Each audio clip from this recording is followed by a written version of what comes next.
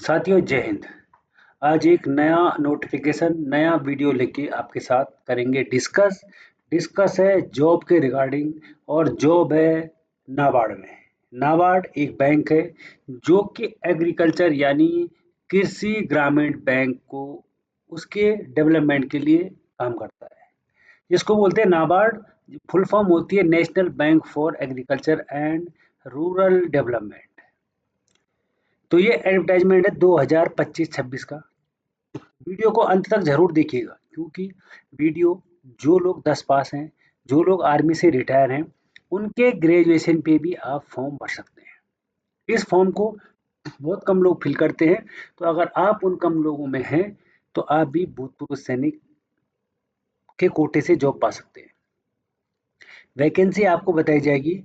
और अगर आपने हमारे चैनल को लाइक शेयर और सब्सक्राइब नहीं किया है तो सबसे पहले लाइक शेयर और सब्सक्राइब जरूर कीजिएगा ताकि समय समय पर आपको वीडियो मिलती रहे।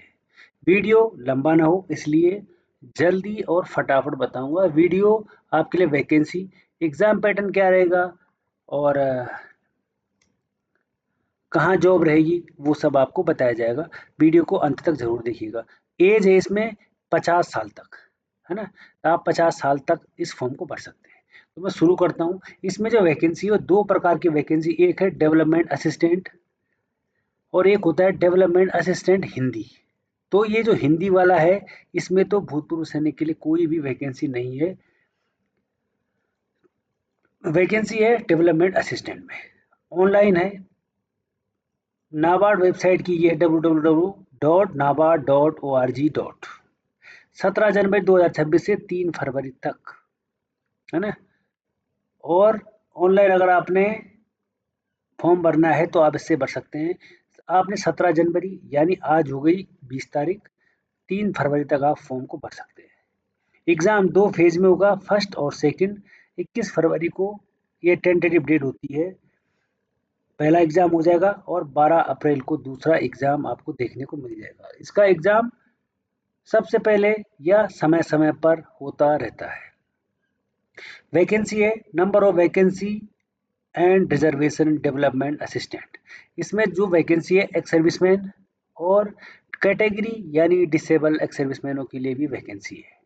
वैकेंसी ओवरऑल दे रखी है इन्होंने यहाँ पे 16 भूतपूर्व सैनिक के लिए वैकेंसी है और 7 डिसेबल भूतपूर्व सैनिक के लिए वैकेंसी है। तो टोटल हो जाएगी 23 वैकेंसी। वैकेंसी भी ठीक ठाक है। वैकेंसी के लिए आपने चुन लेने हैं स्टेट कहाँ कहाँ पर है। करीब करीब 25 स्टेटों में वैकेंसी न्यू दिल्ली में भी है जहाँ से आप बिलोंग करते हैं, ठीक है। उसके बाद ये है हिंदी वाला, इसमें कोई भी वैकेंसी नहीं है भूतपूर्व सैनिक के लिए। यहाँ पर लिखा हुआ है reservation for ex serviceman shall be applied 14.5। तो उसमें आपको वैकेंसी दे दी गई है, तो ये इसका कोई रोल नहीं हो जाता यहाँ पे क्योंकि आपको ऑलरेडी वहाँ पर बता दिया गया है। डिसेबल एक्स सर्विसमैन कौन से होंगे? Ex serviceman who while serving in armed forces were disabled in operation against the enemy. मतलब दुश्मन के खिलाफ लड़ते हुए कोई कैटेगरी हो गया वो, या disturb area shall be treated at this disabled ex serviceman. यानी जैसे डिस्टर्बेंट होते हैं एरियाज, जैसे श्रीनगर हो गया, जम्मू श्रीनगर हो गया, नॉर्थ ईस्ट हो गया, अगर वहाँ आप डिसेबल हुए हो तो आप इस फॉर्म को भर सकते हैं। यहाँ पर लिखा है dependent of serviceman killed in action. अगर जो डिपेंडेंट्स हैं यानी जिनके माता पिता शहीद हो चुके हैं तो वो भी इस फॉर्म को भर सकते हैं। यहाँ पर लिखा भी है वार में शहीद हुए, वार लाइक ऑपरेशन बॉर्डर, है ना, जहाँ जहाँ पर वो शहीद हुए पाकिस्तान के सीज फायर में, और fighting against armed hostiles and counter insurgency area, जिसकी बात ये हो रही थी ना, जो ऊपर वाला कैटेगरी वाला है उनके लिए भी यही पर है ना।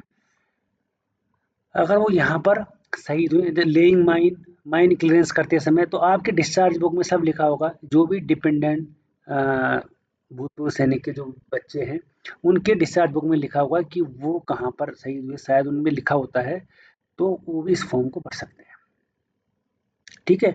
जो सर्विंग सोल्जर है जो इस टाइम जॉब कर रहे हैं उनके लिए लिखा है कि वो रिटायर रिलीज और बिफोर 1 जनवरी 2027 से पहले वो रिटायर होनी चाहिए। ठीक है, वो तभी इस फॉर्म को भर सकते हैं, नहीं तो नहीं भर सकते, जो 1 जनवरी 2027 से पहले रिटायर होगा। उसके बाद तो कुछ नहीं, फिर आगे देखते हैं क्या है हमारे लिए एज का क्राइटेरिया। सबसे पहले यहाँ पर लिखा हुआ है एलिजिबिलिटी क्राइटेरिया क्या है, कि यहाँ पर लिखा है, ये हमारे लिए नहीं है, ठीक है। यहाँ पर लिखा है एक्स सर्विसमैन एज का रिलैक्सेशन, यहाँ पर लिखा है to the extent of service rendered by them in armed forces plus an additional period, 50 साल लिखा है, मैक्सिमम एज 50 ईयर्स लिखा है। तो आप इसको छोड़ दीजिए, अगर आप 50 साल से नीचे के हैं तो आप फॉर्म को ईजिली भर सकते हैं। 50 साल तक यहाँ पर लास्ट डेट हो जाएगी, ठीक है। यहाँ पर एजुकेशन क्वालिफिकेशन जो लिखी है ना, यहाँ पर लिखा हुआ है ex serviceman candidates pass for SC ST PWD aggregate education established, इसको छोड़ो, इसको मैंने कट किया क्योंकि भूतपूर्व सैनिक के लिए नीचे ये लाइन लिखी हुई है ना, यहाँ पर लिखा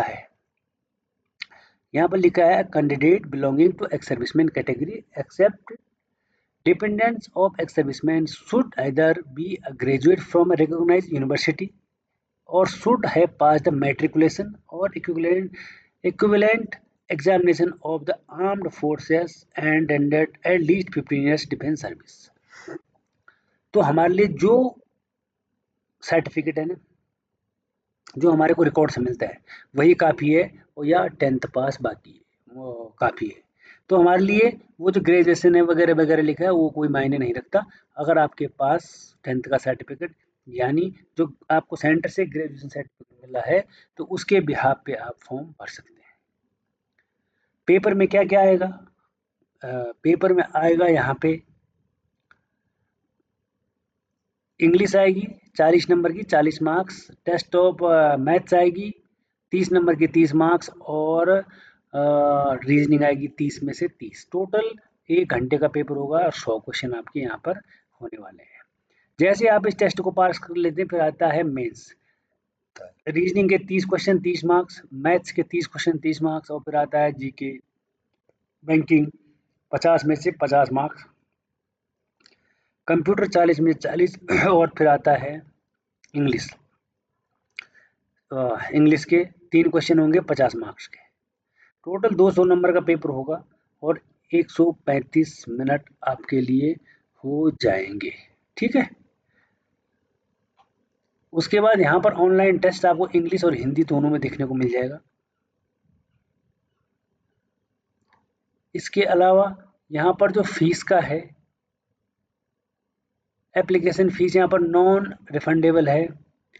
फॉर SC ST और PWD है, उनकी जो चार्ज लगेगा उनका वो लगेगा 100, और बाकी अन्य 450 प्लस 100 550 यहाँ पर फीस हो जाएगी। बाकी अब भूतपूर्व सैनिक के लिए कहीं ये नहीं पढ़ा मैंने कि उनके लिए फीस माफ है। कैसे अप्लाई करना है, आपने नाबार्ड की जो वेबसाइट है www.nabard.org पे आपने जाना है, इस पे क्लिक करोगे, एप्लीकेशन रजिस्ट्रेशन आएगा, फिर पेमेंट फीस करनी है, फिर फोटोग्राफ एंड सिग्नेचर डालना है और फॉर्म को सबमिट कर देना है।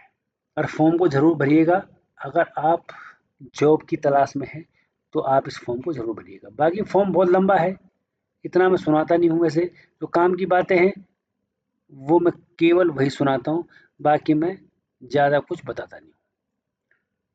तो ये तो था आज का ये जो नाबार्ड, अगर आप नाबार्ड में जॉब करने के इच्छुक हैं या बैंकिंग सेक्टर में आप जाना चाहते हैं तो ये तो था आज का अपडेट, आज का वीडियो। और अगर आपने एक बार फिर चैनल को लाइक शेयर और सब्सक्राइब नहीं किया है तो तब समस्त भूतपूर्व सैनिक अग्निवीरों को चैनल को शेयर कीजिएगा, ताकि वो भी अपडेट रहें और जॉब के बारे में हर एक भूतपूर्व सैनिक को पता लग सके। तो फिर मिलेंगे एक और नए अपडेट के साथ, एक और नई वीडियो के साथ। तब तक के लिए थैंक यू और धन्यवाद।